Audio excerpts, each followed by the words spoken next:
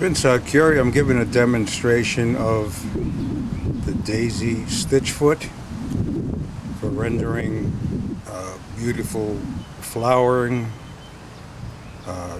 artwork and so forth. Here is nature, the first artist, creative. Everything is different, unique, distinctive. These are hens and chicks. They just grow and grow, don't even have to feed them.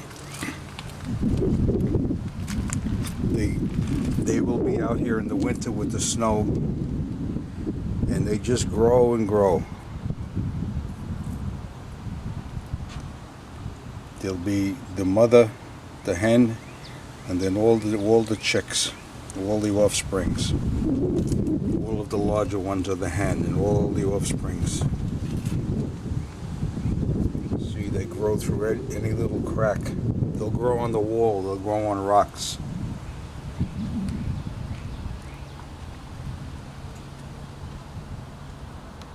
This is a bonsai. This could be 40-year-old tree. Flowers of all types. The world's first artist. Be creative. Try the daisy stitch. Hi, this is Vince Curie. I'm in my recording studio, hobby shop combo, and I'm doing a short video on using the distinctive daisy foot, and I have my equipment set up right now, and hopefully I could demonstrate clearly some of the different things you could do with this handy tool, if you want to call it. It's actually a foot attachment. Okay, the first thing we want to do is you want to remove the existing foot that's on the machine, and you take the thumb wheel out using a short screwdriver and put the foot to the side. Always remember where you put your components, and take the screw almost all the way out. And then one thing you want to do on this particular machine, you want to lower the dog, the feed dog. And the way I do it, one hand like this, one hand like this, and you're resting your palm in here, and just with your thumbs you push it forward. And then on the opposite side of the machine, carefully turn it. You have a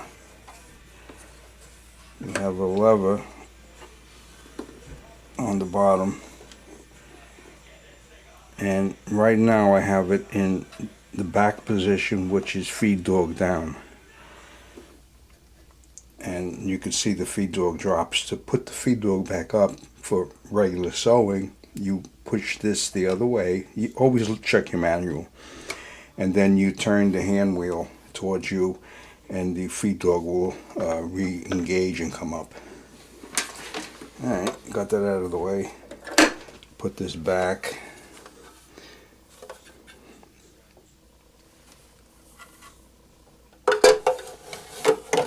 And try to keep your threads from getting caught.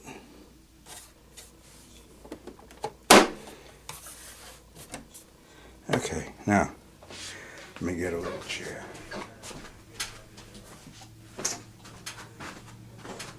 Put the chair over here.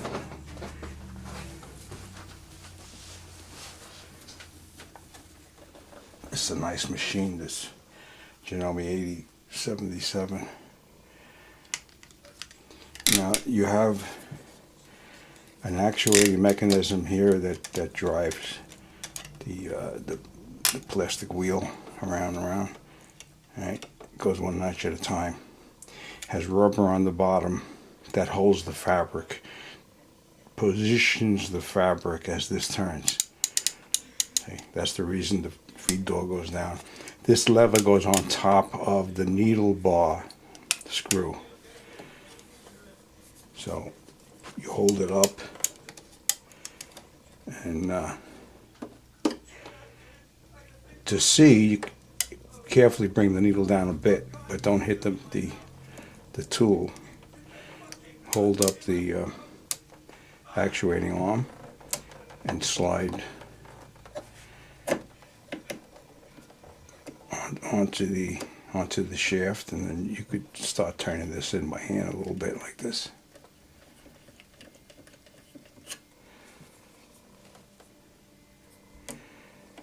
Carefully tighten it. I'm really right-handed.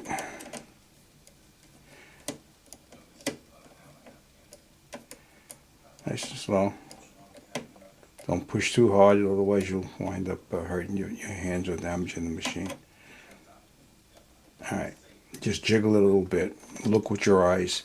Make sure it's secure and in place and seated. And just with 2 fingers, just give it snug. A little snugness. Okay? Alright, next thing is you want to put this under. This is now the pressure foot, so this goes underneath, and you could use any method you want. Tweezer, fingers, no fingers, and I just used a little ruler. Here's the ruler I use for measuring. Very handy. Millimeter and inch on the other side. Alright, now here, playing around, make sure we can see. Let me look at the through the viewfinder here. Okay. All right. Excuse me. I tried different configurations of the stitch pattern on this machine. I tried different ones, and I record the setting. Number is the number of the stitch. This is the zigzag width, and this is the dots are the stitch count. And I tried different configurations with different stitch styles. And the one that I found on this machine is the number 9 position, zigzag width 7. And the stitch length 1 gives me this. Stitch length 0.2, which is more stitches actually, gives me this. So I'm gonna go with this one here. Now here's an interesting one I did with number 30, stitch 30, and zigzag 7 and stitch count 1. And then what I tried to do is I tried to center the smaller diameter flower, and roughly by eye, and it went to skew. It's off. I just tried different things. Okay, here is another type of stitch that you could do. Here is using dual needle. You could put a dual needle in here, and if I could find it, I lose things. All right, what I use, and I lost the needle too. What I use on this machine is the Schmidt's, it's just a brand. The Jeans Twin. It's a 4.0, which means 4mm point to point. And I put that in the machine the other night, and you have to set the zigzag to no more than 7mm in width, because you got 4mm point to point plus 3. Did I say 3? No more than plus 3 on the machine setting when you got a 4mm point to point needle is what I meant, because you're going to zigzag in the throat plate, and now you're going to have 2 needles with the 4mm point to point, and a machine giving you a 7mm. I'm sorry, I'm saying it wrong again. A 3mm zigzag, so that will bring the needle close to the plate, which you don't want to do because your needle will break. All right, let me sew out a few things. I started on this fabric last night, and now I'm gonna do a few on this. I'll show you the setting I'm talking about on the machine over here. Turn your machine on, which helps. Turn your main power on. I have one of those strips. Back up.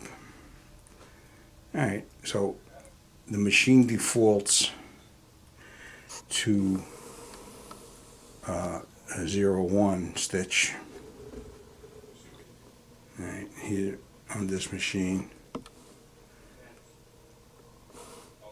It's a very nice machine. And here's your 0-1, which is center needle, foot A. They're talking about. If it defaults to this, it defaults also. You see this little indicator button right there with the 3 little patterns on it. You got the pound number, which is the stitch number. That controls the viewing and setting of what it shows on it. Now, the first thing is the stitch number, and you can see the green LED up on the top indicating stitch. So now I call it line select. I'm gonna tap or hold this till I get 9. Okay. Now, as you're doing that, if you looked at the needle, I'm going to do it again. If you watch as I press buttons up here, you see the needle? The electronics is setting up the servos on the inside. So I go back to 09 over there. I go back to 09, and then you press the second button. I'm sorry, you press it a second time. The LED goes into the center. You're going to see a 5. All right, now I'm going to raise that 5 like I did on my example. The example over here. Yeah, I'm going to raise that to a 7mm zigzag. I bring this up. Okay, 7mm, and the stitch, I'm going to do a 2. So you 0.2. Okay, see? So I got that set up now. All right. And here's all the other things you can do with this machine. These are all buttonholes on the right, and you would put the R foot on. All these things, and then you go to the F foot down here, and then these are nice, these little star things. I did these the other day. I was given a demo. See, the little stars, pretty. You could use that with the daisy wheel too. You could use that for like little ferns coming off the flowers. You know, like here, you look at flowers and how they grow different ways, and actually they reach for the sun. The flowers, they reach up towards the heavens, reach for the sun, and they furl out due to their weight and their travel toward the sun. So anyway, let me position this so I could get